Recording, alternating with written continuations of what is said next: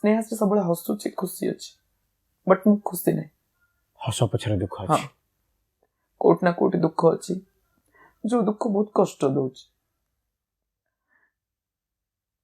ଭାବୁନାହାନ୍ତି ସମାଜରେ ନିଜକୁ ବଞ୍ଚିବା ପାଇଁ କେତେ ଲଢେଇ କରିବାକୁ ପଡୁଛି ଏ ସମାଜରେ।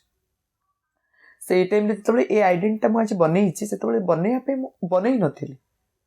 ଯେତେବେଳେ କୋଭିଡ ପୂର୍ବରୁ ମୁଁ ବହୁତ ସାରା ପ୍ଲାଟଫର୍ମକୁ ଯାଇଛି, ସିରିଏଲ ପାଖକୁ ଯାଇଛି, ବହୁତ ଡାଇରେକ୍ଟର ପାଖକୁ ଯାଇଛି, ମତେ ବହୁତ ହାରାସମେଣ୍ଟ କରିଛନ୍ତି, ତାଚ୍ଛଲ୍ୟ ବ୍ୟବହାର କରିଛନ୍ତି। କିନ୍ତୁ ଏବେ ଡାକୁଛନ୍ତି। ହଁ ଏବେ ଡାକୁଛନ୍ତି, ଆମନ୍ତ୍ରଣ କରୁଛନ୍ତି। ଅଧିକ ଟଙ୍କା କଥା କହୁଛନ୍ତି। ଅଧିକ ଟଙ୍କା କଥା, ଆପଣ ଆସିବେ କି ଯାତ୍ରା ପାର୍ଟିକୁ, ଆପଣଙ୍କ ପାଇଁ ମୁଁ ସ୍ପେଶାଲ ନାଟକ ଲେଖିବି କହୁଛନ୍ତି। ଆପଣ କଣ କହୁଛନ୍ତି? ମୁଁ କହିଛି ନାହିଁ, ମୋ ପାଖରେ ଏବେ ଟାଇମ ନାହିଁ, ସମୟ ହେଲେ କହିବି ନିଶ୍ଚୟ। ଆପଣଙ୍କ ମତରେ ପ୍ରେମର ଅର୍ଥ କଣ? ପ୍ରେମର ଅର୍ଥ ହଉଛି ଗୋଟେ ସୁନ୍ଦର ମିଳନ। ସେ ମିଳନକୁ ଯଦି ସୁନ୍ଦର ଭାବରେ ଆମେ ତୁଲେଇ ପାରିଲେ ସେଟା ସୁନ୍ଦର, ଯଦି ତାକୁ ଅସୁନ୍ଦର କରିଦେଲେ ସେଟା ଅସୁନ୍ଦର। ଆପଣଙ୍କୁ କେହି କେହି ଠକି ଦେଇଛନ୍ତି? ହଁ ମତେ ବହୁତ ଲୋକ ଠକି ଦେଇଛନ୍ତି। କଣ ଠକିଛନ୍ତି ଆପଣ?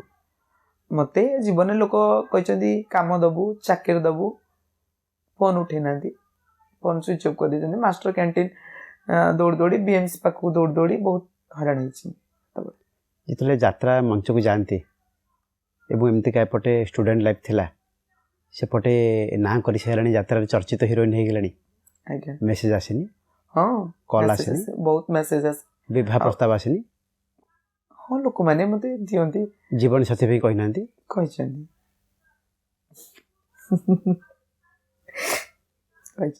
କଣ ସବୁ ଆପଣଙ୍କୁ ମେସେଜ ଆସେ? କି ମୁଁ ଚାହୁଁଛି ଆପଣଙ୍କ ସହିତ ରହିବା ପାଇଁ, ମୁଁ ଆପଣଙ୍କର ପ୍ରତ୍ୟେକଟି ଜିନିଷ ଜାଣିଛି, କାହିଁକିନା ଯେହେତୁ ମୋ ଲାଇଫ ଷ୍ଟୋରିଟା ସୋସିଆଲ ମିଡ଼ିଆରେ ହିଁ ଅଛି। ପ୍ରତ୍ୟେକ ଆପଣଙ୍କ ଷ୍ଟ୍ରଗଲଟା ଜାଣିଛି। ମୁଁ ଏଇ ଟାଇପ୍ର ଗୋଟେ ଜୀବନ ସାଥୀ ଖୋଜୁଥିଲି, ଆପଣ ମୋ ପାଇଁ ଠିକ୍ ପରଫେକ୍ଟ। ବଟ୍ ମୁଁ ମେସେଜ ଦେଖି ବାସ୍ ରହିଯାଏ। କଲ୍ ଆସେନି? କଲ୍ ନାହିଁ, ମତେ ଏମିତି ହ୍ୱାଟ୍ସଆପ୍ରେ ମେସେଜ ଆସେ? ହ୍ୱାଟ୍ସଆପ୍ ନାହିଁ, ଏମିତି ଧର ରିଲ୍ସ ଇନଷ୍ଟାରେ ମେସେଜ କରନ୍ତି, ଫେସବୁକ୍। ନା କେହି ନା କେହି କଲ୍ କରିଥିବେ, ମଞ୍ଚ ତଳେ କହିଥିବେ, ଗ୍ରୀନ୍ ରୁମ୍କୁ ପଳେଇ ଆସିଥିବେ? ହଁ ଆସିଛନ୍ତି। କ'ଣ କୁହନ୍ତି ଗ୍ରୀନ୍ ରୁମ୍ରେ? ମାନେ ଆପଣଙ୍କ ସହିତ ଆମେ, ଆପଣଙ୍କ କଣ୍ଟାକ୍ଟ ନମ୍ବର ମିଳିପାରିବ କି, ଆପଣଙ୍କ ସହିତ ଆମେ ଇଏ କରିବୁ। ଫ୍ୟାମିଲି, ଗୋଟେ ଲୋକ ତ ଫ୍ୟାମିଲିକୁ ଆଣି ଦେଖେଇଛି ମତେ। ଆଚ୍ଛା ହଁ ମ୍ୟାଡ଼ାମ୍, ଇନଷ୍ଟାରେ କେମିତି ଆପଣ ଭାଇରାଲ ହେଇଗଲେ? ମୁଁ ଇନଷ୍ଟାରେ ଗୋଟେ ସର୍ଟ ଭିଡ଼ିଓ ପକେଇଥିଲି, ମୁଁ ଜାଣିନଥିଲି। ଗୋଟେ ସର୍ଟ ଭିଡ଼ିଓ ମୁଁ ହଠାତ୍, ମୁଁ ଜାଣିନି, ସେଇଟା 4 ମିଲିୟନ ପଳେଇଥିଲା। ଆଚ୍ଛା 2 ଡେଜ୍ରେ। ତାପରେ ଧୀରେ ଧୀରେ ତାପରେ ଯାହା ପକେଇଲି ତ ଭାଇରାଲ। ଏବେ ଯାତ୍ରା ଭଲ ଲାଗୁଛି? ଆଜ୍ଞା। ଆଗକୁ ଫିଲ୍ମରେ କାମ କରିବେ? ଚାନ୍ସ ମିଳିଲେ ନିଶ୍ଚୟ କରିବି। ସିରିଏଲରେ କାମ କରିବେ? ଚାନ୍ସ ମିଳିଲେ ନିଶ୍ଚୟ କରିବି। ଡକରା ଆସିଲାଣି ସିରିଏଲରୁ? ହଁ ଆସିଛି, ଗୋଟେ ଫିଲ୍ମ ପାଇଁ ଆସିଲାଣି ଅଫର? କୋଉ ଅଭିନେତା ସହିତ କାମ କରିବା ପାଇଁ ଆପଣ ଚାହିଁବେ? ଯଦି ଓଡ଼ିଶାରେ ଯଦି କାହା କଥା କହିବି, ମତେ ବାବୁସାନ ଭାରି ପସନ୍ଦ। ବାବୁସାନ ଦେଖା ହେଲାଣି? ନାଇଁ କେବେ ଦେଖା ହେଇନି, ଦେଖା ହେଲେ ମୋର ବହୁତ ଇଚ୍ଛା ଅଛି, ଗୋଟେ ହକ୍ କରି ଗୋଟେ ଫଟୋ ଉଠେଇବି, ବହୁତ ଇଚ୍ଛା ଅଛି। କାହିଁକି? ମାନେ ମୋର ଗୋଟେ ଷ୍ଟାର୍ଟିଂ ଡେରୁ ମୋର ଗୋଟେ ଏମ୍ ହିରୋ। ଆଚ୍ଛା, ତାଙ୍କ ସହିତ ଅଭିନୟ କରିବା ପାଇଁ ଇଚ୍ଛା ଅଛି? ବହୁତ ଇଚ୍ଛା। କେବେ ସୁଯୋଗ ମିଳିଲେ ନିଶ୍ଚୟ କରିବି। କିନ୍ତୁ ସିରିଏଲରୁ ଅଫର ଆସିଲାଣି? ହଁ। ଆପଣ କ'ଣ କହିଛନ୍ତି? ତାକୁ ରିଜେକ୍ଟ କରିଛି, ଯେହେତୁ ମୁଁ ଏବେ କାର୍ଯ୍ୟରତ ଅଛି ନାଟ୍ୟ ମଣ୍ଡପରେ, ଟାଇମ୍ ଦେଇପାରିବିନି ସେପଟେ। ମ୍ୟାଡ଼ାମ୍, ଆପଣଙ୍କ ଭଉଣୀ ଆପଣଙ୍କ ସହିତ କଥା ହୁଅନ୍ତି? ହଁ। କ'ଣ ସବୁ କଥା ହୁଅନ୍ତି? ମୋ ଦିଦି ଏମିତି ଭଲ ମନ୍ଦ ପ୍ରତ୍ୟେକ ଦିନର କଥା, ପ୍ରତ୍ୟେକ ଦିନ ଅସୁବିଧା ସୁବିଧା ସବୁ ଜିନିଷ ଦିଦି ସହିତ ସେୟାର କରେ। ମ୍ୟାଡ଼ାମ୍, ଜଣେ କିନ୍ନରକୁ ସମାଜ କାହିଁକି ଭିନ୍ନ ଦୃଷ୍ଟିରେ ଦେଖେ? ଲୋକମାନଙ୍କର ମାନସିକତା। ସବୁ ଲୋକ ତ ସମାନ ନୁହଁ। କିଛି ଲୋକ ଅଛନ୍ତି ସେମାନେ କିନ୍ନର, ତାଙ୍କୁ ଛୁଇଁଲେ ପାପ, ଇଏ ସିଏ ଏଇ ଟାଇପ୍ର ଭାବନ୍ତି। ସେଥିପାଇଁ ଆପଣଙ୍କୁ ଘରୁ ବିଦା କରିଦେଲେ? ଘରୁ ସେଥିପାଇଁ ନୁହଁ, ଆପଣ କହିଲେ ସମାଜର କଥା, ମୁଁ ସମାଜର କଥା କହୁଛି। କିନ୍ତୁ ଘରୁ ବିଦା ହେଇଥିଲେ? ଘରୁ ବିଦା ହେଇଥିଲି, ଘରୁ କେବଳ ଲଜ୍ଜା ପାଇଁ ବିଦା ହେଇଥିଲି। ବାପା ମାଙ୍କୁ ଲୋକ ଟାହିଟାପରା କରୁଥିଲେ, ଲୋକଙ୍କୁ ଲାଜ, ଘର ଲୋକଙ୍କୁ ଲାଜ ଲାଗୁଥିଲା। କୋଉ ମସିହାରେ?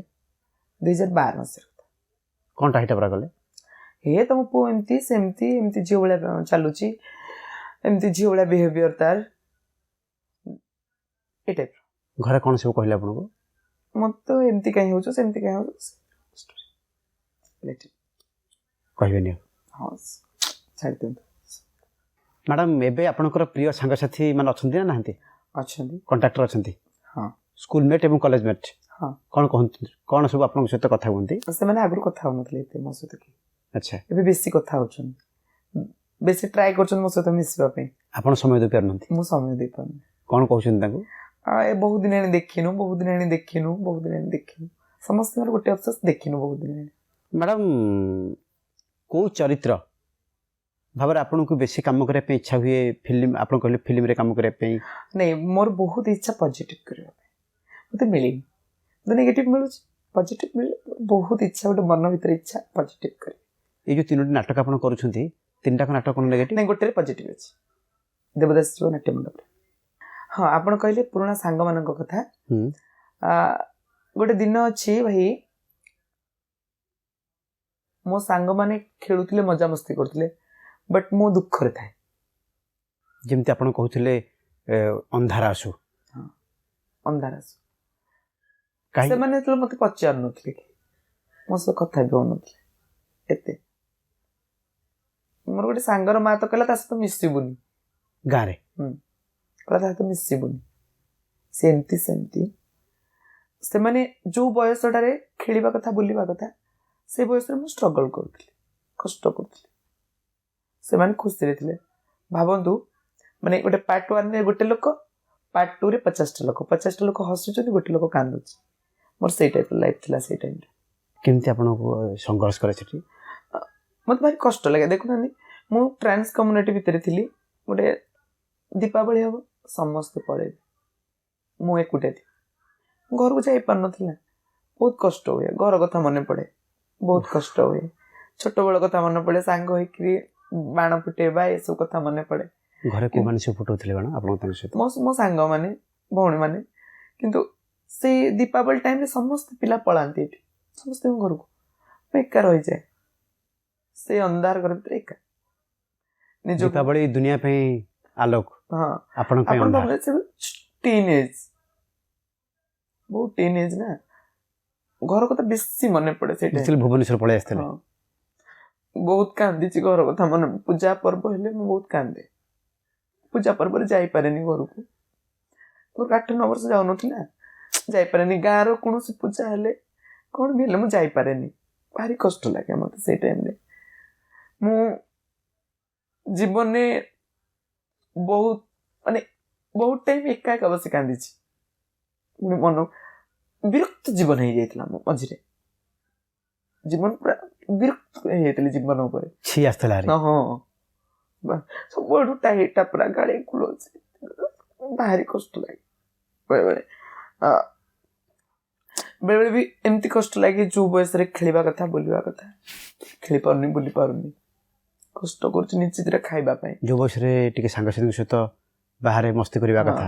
ମୋ ସାଙ୍ଗମାନେ ମସ୍ତି କରିଥାନ୍ତି, ଦେଖିଛି ଭୁବନେଶ୍ୱରରେ ରହିକି ମୋ ସାଙ୍ଗମାନେ ବହୁତ ଏନ୍ଜୟ କରନ୍ତି, ବହୁତ ବୁଲାବୁଲି କରନ୍ତି। ମୁଁ କରିପାରେନି, କାହିଁକିନା ମୁଁ ଆଜି ନାଚିବା ପାଇଁ ଗଲେ, ମୁଁ 600 ଟଙ୍କାଟା ଆଣିଲେ, 500 ଟଙ୍କାଟା ଆଣିଲେ, କି 1000 ଟଙ୍କାଟା ଆଣିଲେ, ମୁଁ ଘର ଭଡ଼ା ଦେବି, ଖାଇବା ଭଡ଼ା ଦେବି, ମୋର ପେଟ ପାଟଣା ଅଛି, ଘର ଅଛି।